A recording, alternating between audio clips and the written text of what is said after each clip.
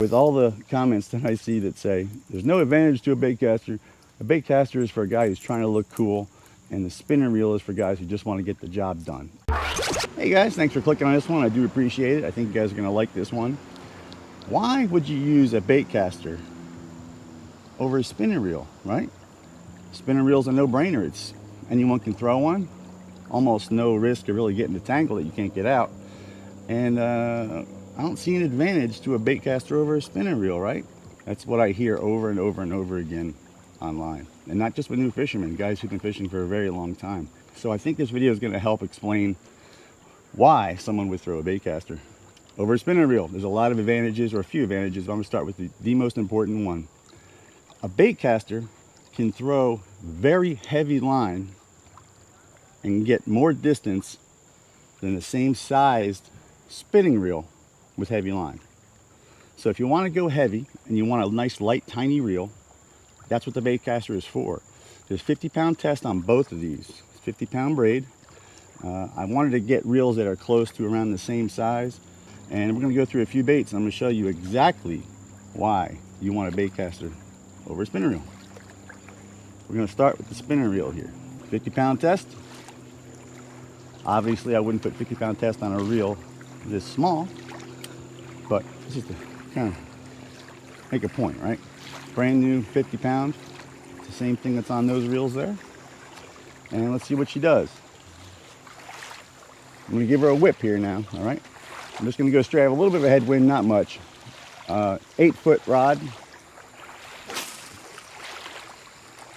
Okay. I don't know if you can tell by the video. That's probably a 30-foot cast. I hope you guys can tell the difference in video. I know it's hard sometimes, but I got about 30 foot. I'll do another one. Let's see, 2 feet. Got 2 feet hanging down the bait. This bait is a little over half an ounce. All right, let's see what these guys weigh. These are the two that I was throwing. 0.43, 0.43, minus the speed clip, 0.43. A little under a half an ounce. 8-foot rod. Okay. 35 foot maybe. I didn't get to the end of the yellow pipe right there. Slightly larger spinning reel.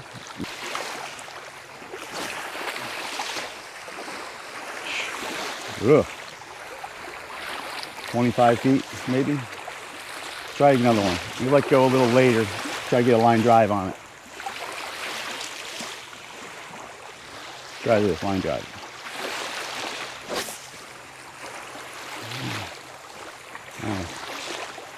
30 feet maybe. You can hear it coming off the reel. Just heavy lines just can't come off a spinning reel smooth enough to use a heavy line all day. All right, again, same bait. This is a little bit smaller of a baitcaster. This is the Shimano. It's one of those DC reels. It has a digital control in it. It's pretty good if you want to, if you're new to a baitcaster. It really takes a lot of the guesswork out for you. So let's go ahead and give her a whip. We got the same bait. See how she does.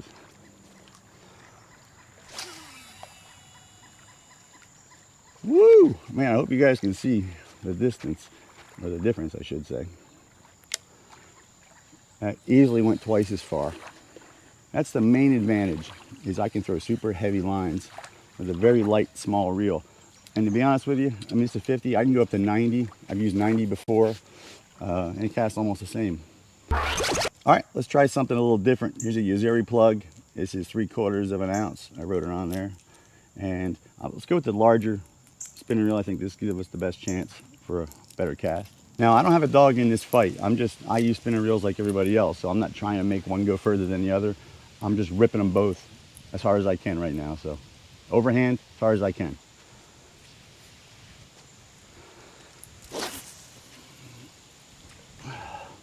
Not too bad. All right, same bait, same Shimano baitcaster here. Let's see what it does. Overhand. This leader does have a knot going through the guides, unlike the spinning reel, but it's an FG knot, so it shouldn't be too bad. Overhand. We do have a tree back here, but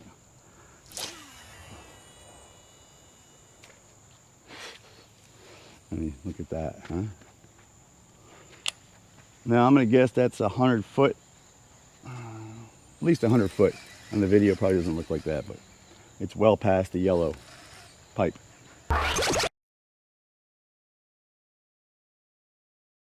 All right, so this reel has 4 settings. I'm on number 2 right now. Let's loosen the tension just a little bit and see what we can do.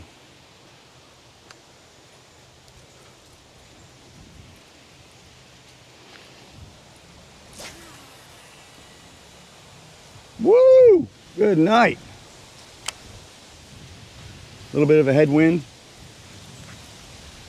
Kind of in my face, but sideways too. Easily twice as far. Now you might ask, what would I do to that spinner reel to make a cast as far as this, that exact rod and reel? I'd go from 50-pound test down to 20. And I probably would cast about the same distance.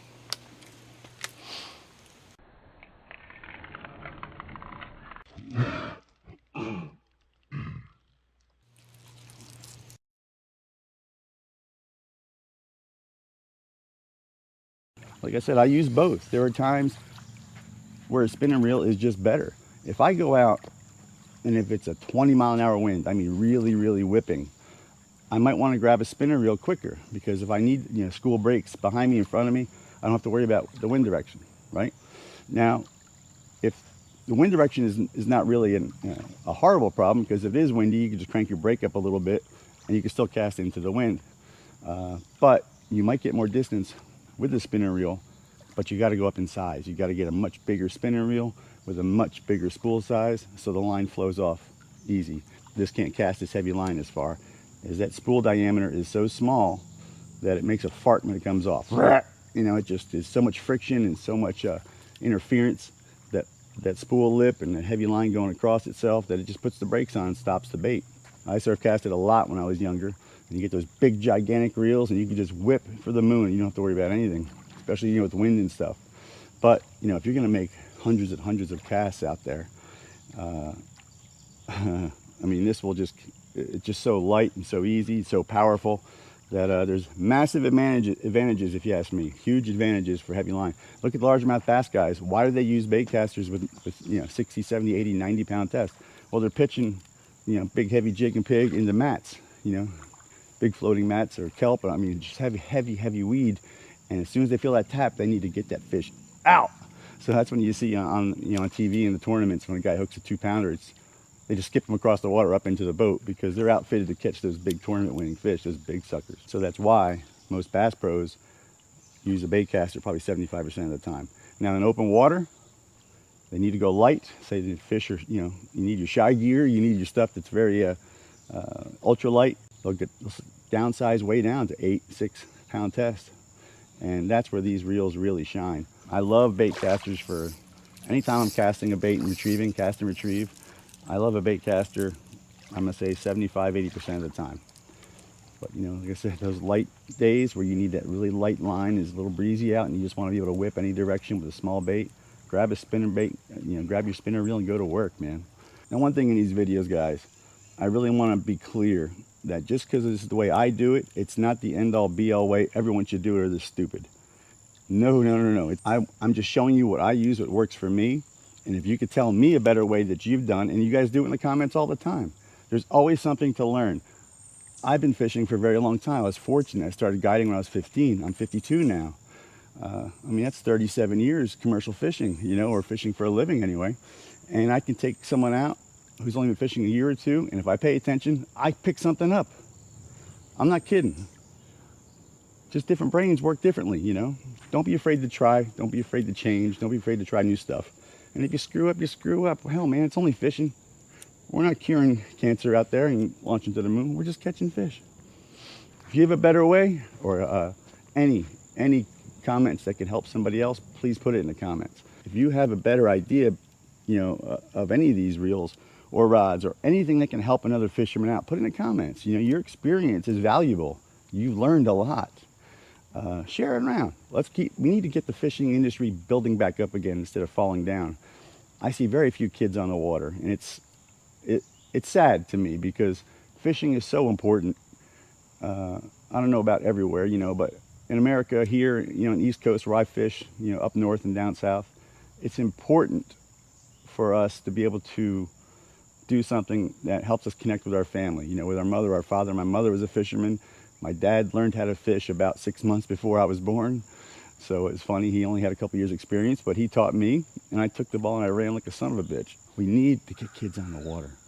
So people arguing about stuff, forward-facing sonar, or what, if you need this or don't need that. Let's just try to concentrate on positive things, and let's try to get more kids on the water. If you go out and it's just you and your son, like every weekend or something, there's a neighborhood kid, go over there and talk to the kid. Find your son's friends. Get them out there. It can change lives. I had nothing in common with my father when I was little. Nothing. I had a very hard time even speaking with him because we were just absolute polar opposites. And then we went fishing. It's powerful, man. We can't let fishing die. Sport fishing, we got to get these kids, boys, girls, I don't care what they are. Get them on the water, spend time with them, get out there and catch nothing. Suck. Get out there and just blow it. But get out there. You'll learn, you'll get better, make more friends, build on what you know. Read my comments in here because you guys all put some awesome comments that help a lot of people. And this is a good channel to come to because everyone likes to share their stuff and there's nobody nasty in here. With all the comments that I see that say, there's no advantage to a baitcaster. A baitcaster is for a guy who's trying to look cool, and the spinning reel is for guys who just want to get the job done. And I see that comment everywhere, and I kind of laugh because, dude, these reels have been around forever. And how come nobody's posted a video saying exactly why a baitcaster is better or has advantages over a spinning reel? It's not better in everything like we talked about, but there are major advantages. Now, I don't watch a lot of the largemouth bass videos, so maybe there is some talk about it, but I haven't seen anything jump off at me. Again, guys, thank you for your support. It really means the world to me. It helps tremendously. It goes a long way, and it really helps me out a lot. It helps my whole crew out here, and we get to make more and more videos. If you have an idea for a video or something you want to see, you have an answer, question you want answered. I don't know every damn thing about everything. I don't. I know I act like I do sometimes, but I don't. And I'm always trying to learn myself. But I do have a lot more experience than most people because I was lucky enough to be able to fish for a living in fresh and saltwater for stripers. So I do have a lot of experience. And if I can share it and it helps you guys out, I'm going to do it. So please put in the comments if you have something you want to share with somebody else. Subscribe, hit the like, thumbs up and all that stuff. There's a Patreon too. If you guys need extra help with stuff, you can join the Patreon. It helps support us and you get some really cool stuff. And take a kid fishing, man. Let's keep the industry growing. If it starts to die off and there's less and less fishermen on the water, there's a lot of families there that could have had those bonds between the mother and the father and the kids and the father and the whole thing, the siblings, everybody gets out, the family. Fishing really keeps families together, I'm telling you, especially where I grew up. So be positive. Take a kid fishing. Grab a kid and go. Tell the parents, of course. You can change a kid's life, I'm telling you. I know for guys now that are my age who I grew up with, who fished their whole life, and they remember one trip they had when they were little, and that's what set them off. And my nephew Jeremy, he's fishing 8 days a week, and you water that seed, so I try to help him as much as I can. You see a neighborhood kid, help him out. If you know a kid who needs stuff, maybe needs some gear, you're trying to take your kids out but you don't have enough gear, shoot me an email and I'll see what I can do. I have a lot of companies that really take good care of me, and I love to share it, especially if we're talking about getting kids on the water. Thanks, guys. Please stay safe on the water. Leave a few for me, and love you. Mean it. Try a baitcaster. If you haven't, now's the time. Go ahead and try it. These super lines are fantastic. This reel is like $170 right now. It's got a computer in it that puts the brakes on for you. You can see I'm not doing anything crazy. I'm just whipping her. So let's see, I had it on, there's 4 settings. Let me drop it down to number 1 and see how she does.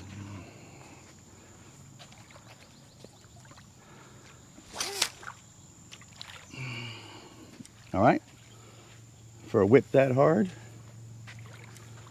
it's cool that happened because you can see I whipped like a son of a gun with the brake all the way down to 1, and the world didn't come to an end. Look, I can pull that out.